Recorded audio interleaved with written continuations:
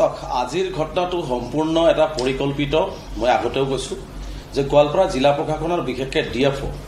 যিজন চাম তেজেছ নামৰ এজন ডিএফঅ আছে ডিএফঅজনৰ এই পৰিকল্পিতভাৱে এই কাণ্ডটো সংঘটিত কৰিছে কাৰণ চাওক উচ্ছেদ যেতিয়া কৰিছে তেতিয়া কিবা কাজিয়া হৈছিলে নে উচ্ছেদিত পৰিয়ালসকলেতো কাজিয়াৰ সৃষ্টি কৰা নাছিলে কিন্তু যেতিয়া তেওঁলোকক নোটিছ দিয়া হ'ল যে 10 তাৰিখে উচ্ছেদ কৰা হ'ব সেই সময়ত ডিএফঅজনে মানে ৰাতিপুৱা 3বাৰ 4বাৰকে ৰাতি 4-5বাৰকে তেওঁলোকে মাইকিং কৰা আৰম্ভ কৰিলে ৰাইজে তেওঁলোকক ক'লে যে ঠিক আছে আপোনালোকে নোটিছ দিছে কাগজ দিছে আমি গম পাইছোঁ কিন্তু এনেকুৱা ধৰণৰ নোটিছ কৰিলে মানুহ আতংকিত হৈ যায় গতিকে আমি আমাৰ মতে কামখিনি আগবঢ়াব দিয়ক আৰু এই আতংকিত হোৱাৰ ফলত এজন মানুহ আত্মহত্যা কৰিবলৈ বাধ্য হ'ল তেওঁ এই মাইকিঙৰ ফলত তেতিয়াও আমি ডিএফঅ ডাঙৰীয়া ক'লো যে মানুহখিনিৰ লগত আলাপ আলোচনা কৰি জিলা আয়ুক্তগৰাকীক মই নিজে কথা পাতিছোঁ যে মানুহখিনিৰ লগত আলাপ আলোচনা কৰি সমস্যাটোৰ সমাধান কৰক কাৰণ যদি কাৰোবাৰ মাটি আছে তেওঁলোকে তাৰ মাটিত যাব কিন্তু যাৰ ভূমি নাই সেই মানুহখিনি ক'ত যাব তাৰো এটা ব্যৱস্থা কৰা হোক এইটোক মই কোৱা নাই যে এই মানুহখিনিতো অসমতে থাকিব অসমৰ বাহিৰত তাৰ কোনো পঠাব নোৱাৰে গতিকে মানুহখিনিক জীয়াই থকাৰ কাৰণেতো ক'তবা তেওঁলোকক সংস্থাপিত কৰিব লাগিব যিটো মই অসম চৰকাৰকো অৱগত কৰিছোঁ তাৰপিছত যেতিয়া তেওঁলোকে কিছু সংখ্যক মানুহ গ'লে অলপ সংখ্যক মানুহ তাত থাকিলে যাৰ একেবাৰে ভূমি নাই কিন্তু তেওঁলোকে একেবাৰে দুখীয়া দৰিদ্ৰ যে নিজৰ ঘৰখন ভাঙিছে ইটাটো বা লোহাটো বা টিনপাত আছে সেইখিনি কুৰিয়াবৰ কাৰণেও তেওঁলোকে তাতে কোনোমতে তিৰপাল দি তেওঁলোকে তাতে বসবাস কৰি আছে আৰু তেওঁলোকে যাব বুলিও তেওঁলোকে ৰেডি হৈ আছে কিন্তু ডিএফঅজনে ৰাতিপুৱা এবাৰ যাই ধমকি মাৰে ৰাতি যাই এবাৰ ধমকি মাৰে ফৰেষ্টাৰ এজনে ক'লে যে নিজৰ পকেটৰ পৰা পইচা খৰচ কৰিলে তহঁতক গুলিয়াই হত্যা কৰিম এই ধৰণৰ অভিযোগ আহিলে তাৰপিছত মই নিজে জিলা আয়ুক্তগৰাকীক ক'লো যে মানুহখিনিক আপুনি অন্তত এবাৰ কোনোবা চাৰ্কেল অফিচাৰ হওক এডিচি এজন হওক পঠাই পেলাই মানুহখিনিৰ লগত কথা পাতি আপুনি কেনেকৈ উলিয়াব পৰা যায় ব্যৱস্থা কৰক মানুহখিনিক ধমকি দিয়াটো ডিএফঅ বন্ধ কৰক জিলা আয়ুক্তগৰাকী ক'লে যে মোৰ বিষয় এতিয়া নহয় যিহেতু এইটো ডিএফঅৰ বিষয় ডিএফঅগৰাকী যাই বৰষুণ পৰি আছিলে ল'ৰা ছোৱালীলে মানুহ শুই আছিলে সেই মুহূৰ্তত তিৰপালবিলাক টানি টানি ছিঙি দিলে চিনি দিয়াৰ পিছত এটা পৰিৱেশ গ'ল তাৰপিছত জিলা আয়ুক্তগৰাকী ক'লে ঠিক আছে হ'ব কোনো গছ গছনি আজি ফৰেষ্ট হয় ফৰেষ্টৰ মাজত গছ গছনি কটা আৰম্ভ কৰি দিছিলে ফৰেষ্ট ডিএফঅই সেইবিলাকত আমি ক'লো যে ফৰেষ্ট হয় যদি তেতিয়া গছ গছনি কিয় কাটি আছে তাৰপিছত জিলা আয়ুক্তগৰাকীয়ে সেই মুহূৰ্তত ডিএফঅৰ লগত হয়তো কথা পাতাৰ পিছত গছ কটা বন্ধ হ'লে মানুহখিনি ক'লে যে আমি ঠিক আছে তেওঁলোকৰ লগত যাবলৈ সময় আমি সুবিধা কৰি দি আছোঁ সুবিধা কৰি দিব তেনেকুৱা এটা পৰিৱেশত আজি যেতিয়া মানুহখিনিক চাব মানুহ যিহেতু ভিতৰত আছে মানুহখিনিক নুলিয়াকে ৰাস্তাৰ গাঁত খান্দিব কিয় গৈছে প্ৰথম কথা হৈছে আমি মানুহখিনিহে উলিয়াব লাগে চাৰিওপিনৰ পৰা যদি গাঁত খান্দি দিয়ে মানুহখিনি কি তাতে মৰিব নেকি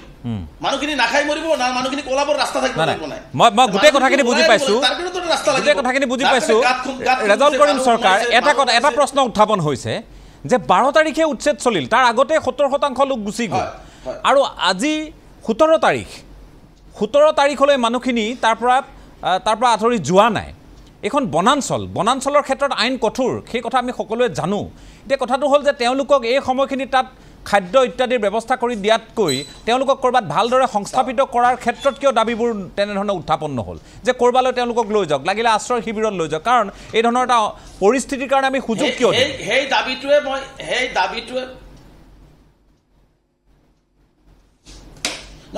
দাবীটোৱে মই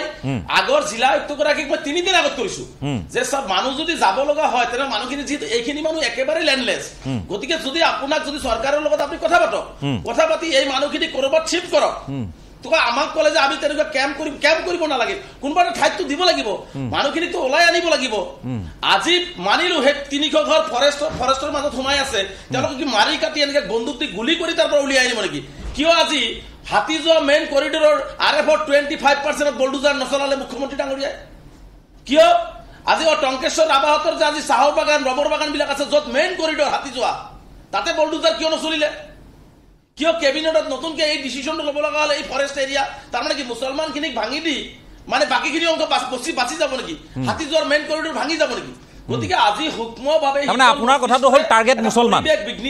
আপোনাৰ কথাটো হ'ল টাৰ্গেট মুছলমান টাৰ্গেট পূৰ্ববংগীয় মূলৰ লোক টাৰ্গেট পূৰ্ববংগীয় মূলৰ লোক কথা পূৰ্ববংগীয় বুলি কথা কোৱা নাই কথা হৈছে যে টাৰ্গেট এই দৰিদ্ৰ মুছলমানখিনিক যদি মানুহখিনিক আঁতৰাব লাগে মই কৈছোঁ এই মানুহখিনিক আলোচনা কৰি সমস্যাটো দেখোন সমাধান হৈ যায় আলোচনা কিয় আগত নকৰে আগত বলডুজাৰটো যোৱাৰ আগতে আলোচনাত কিয় নাযায় সময় দিছিল প্ৰশাসনৰ ফালৰ পৰা ৰেজাউল কৰিম চৰকাৰ সময় দিছিল প্ৰশাসনৰ তৰফৰ পৰা মানুহক মাৰি সময় দিছিল প্ৰশাসনৰ তৰফৰ পৰা আৰু যাৰ বাবে প্ৰায় 70% লোক আঁতৰি গৈছিল নাথাকিব সেই মানুহটোৰ লগত আলোচনা চৰকাৰৰ দায়িত্ব হৈছে মানুহখিনিৰ অন্য বস্ত্ৰ আৰু বাসস্থান দিয়া যাত যিখিনি মানুহ চক যিবিলাক মানুহ গৈছে কৰবাত চেণ্টাৰ লৈছে তাৰ মানে তেওঁলোকৰ সুবিধা আছিল কৈছে কিন্তু যিবিলাক যোৱা নাই সুবিধা থকা মানুহখিনি এইবোৰ ঠাইলৈ কিয় আহিছিল মাটি বাৰী থকা মানুহবোৰ কিয় আহিছিল সেইটো এটা ডাঙৰ প্ৰশ্ন মাটি বাৰী কৰবাত থকা মানুহখিনিনো কিয় আহিছিল কিয় তেওঁলোকে বনাঞ্চলত সংস্থাপন ল'ব না না আপুনিয়ে কৈ আছে মই সেই কথাটোৰ কাৰণে কৈছো যাৰ আছিল য'ত আছিল তেওঁলোক উভতি গৈছে বুলি কৈছে কিন্তু যদি তেওঁলোকৰ কৰবাত কিবা আছিল তেওঁলোক ইয়ালৈ কিয় আহিছিল ঘটনাটো অনাকাংক্ষিত ঘটনাটো দুৰ্ভাগ্যজনক মই কৈছো কোনো লোকৰ প্ৰাণ হানি হোৱাটো আমি কোনেও নিবিচাৰো কোনো লোকৰ মানৱ অধিকাৰ উলংঘা হোৱাটো আমি নিবিচাৰো কিন্তু এই লোকসকলক প্ৰৰোচিত কৰা হৈছিল নেকি যে যা পাইকানৰ মাটিখিনি দখল কৰ যা তাত পকী ঘৰ বনা তাৰ মানে তাতে গুলি কৰি মাৰিলে আপোনালোকৰ কোনো আপত্তি নাই কোনে ক'লে এই মানুহখিনিক বসুন্ধৰা কোনে ক'লে গুলি কৰি মাৰিলে আপত্তি নাই বুলি মই ক'লো যে ঘটনাটো দুৰ্ভাগ্যজনক ঘটনা কোনো লোকৰ প্ৰাণ হানি হোৱাটো আমি নিবিচাৰো এই কথাটো মই আপোনাক কৈছো যে কোনো লোকৰ প্ৰাণ হানি হোৱাটো আমি নিবিচাৰো আপত্তি নাই হা নহয় আমি নিবিচাৰো যে প্ৰাণ হানি কোনো লোকৰ প্ৰাণ হানি নহওক সমস্যাৰ সমাধান হয় তেওঁ বিদেশী হলেও প্ৰাণ হানি নহওক এই অসম মুলুকৰ মূল কথাটো সেইটো আপুনি কথাটো বুজি পোৱা নাই মই কৈছো যে কোনো লোকৰ মানে মই কৈছো যে আৰু ওপৰত গৈ কৈছো কোনো বিদেশী লোকৰো আলোচনাৰ জৰিয়তে সমস্যাটো আগবাঢ়ে পাৰে কিয় কোনো লোকৰে প্ৰাণ হানি নহওক কিন্তু এই লোকসকলৰ যদি বেলেগত মাটি বাৰী আছিল তেওঁলোকে কিয় আহি ইয়াত তেওঁলোকক কোনে প্ৰৰোচিত কৰিলে যে তোমালোকে গৈ পাইকান দখল কৰা তোমালোকে ফাচিলা বিল দখল কৰা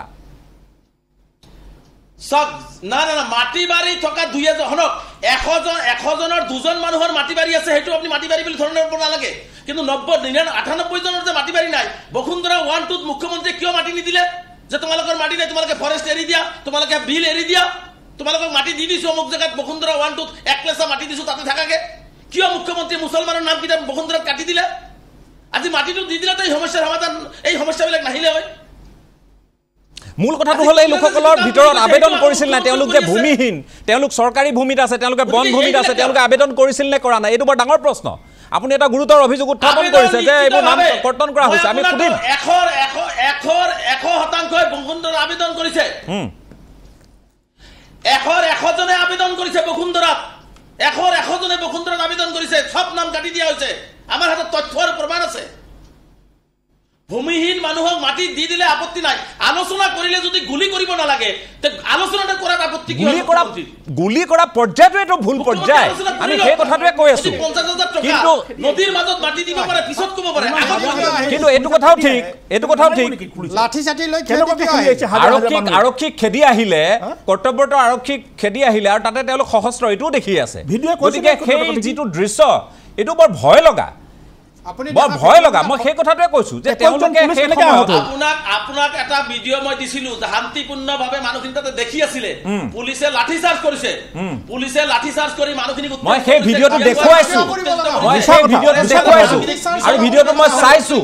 আপুনি কোৱা ভিডিঅ'টো মই চাইছো ভালকৈ ৰেজাল্ট কৰিম চৰকাৰ দেখুৱাইছো আপুনি দিয়া ভিডিঅ'টো মই চাইছো দেখুৱাইছো কিন্তু এই ভিডিঅ'টোত মই কেইটামান কথা দেখিলো সেই সময়ত বাক বিতণ্ডা হৈ আছে কিন্তু বাক বিতণ্ডা হৈ আছে আৰক্ষী আঁতৰি যাবলৈ কৈছে তাৰপিছত আৰক্ষীয়ে বেটডাল লৈ কিন্তু পিতা নাই তেতিয়ালৈকে মই যিখিনি আপুনি দিয়া ভিডিঅ' মই সেইখিনি চাই কৈ আছো তেতিয়ালৈ পিতা নাই কিন্তু বেটডাল দেখুৱাইছে এই কথাখিনি মই কম যিটো মই দেখিছো সেইটো কম আৰু খান্দি দিয়াটো আগে খান্দি দিয়া এইটোও সঁচা কথা সেইটোও মই কম মই একো কথা ইয়াত মিথ্যাচাৰৰ আশ্ৰয় ল'ব খোজা নাই ক'তো পক্ষপাত কৰিবও খোজা নাই কিন্তু ৰেজাল্ট কৰিম চৰকাৰ এটা কথা ঠিক যেতিয়া আৰক্ষীক আক্ৰমণ হনা হৈছে তাৰ পাছত বেত্ৰাঘাত হৈছে তাৰ পিছত মানুহখিনি দৌৰিছে দৌৰাৰ পাছত আৰক্ষী পলাইছে আৰক্ষী হিল ইটা নিক্ষেপ কৰা হৈছে আৰক্ষীয়ে গুলি চলোৱা শব্দ শুনিছো বহুত সংযম কৰিছে গতিকে সেই কথাখিনিও নিশ্চয় হ'ব নালাগে কোনোবাই নিশ্চয় প্ৰৰোচিত কৰিছে সাধাৰণতে এনে লোকসকলে তেনেকুৱা কাম নকৰে বুলি ভবা হয় যে কি নহয় মই আৰু কথা পাতিম এটা বিৰতি লৈ লওঁ মই আহি আছো ৰেজাল্ট কৰিম চৰকাৰ আমিও নিবিচাৰো যে সংঘাত হওক এই পৰিস্থিতিত মানুহৰ সংঘাত কোনো লোকৰ প্ৰাণ হানি নহওক মই কৈছো এধাপ ওপৰত গৈ কৈছো কোনোবা বিদেশী হলেও তেনেধৰণে গুলিয়াই মাৰিব নালাগে এই কথাখিনি মই কৈছো কিন্তু পৰিস্থিতিটোৱে কি ডিমাণ্ড কৰিছিল সেই সময়ত এই পৰিস্থিতিৰ দাবী কি আছে পৰিৱেশৰ দাবী কি আছে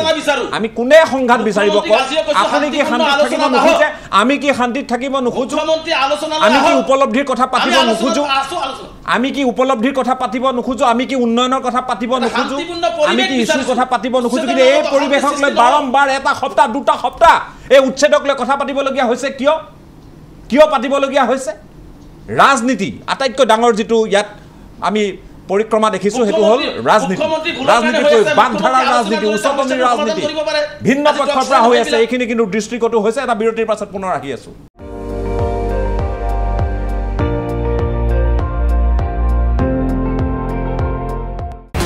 আপুনি চাই আছে ND24 সৰ্বশ্ৰেষ্ঠ নহয় সৰ্বোত্তমৰ দৌৰত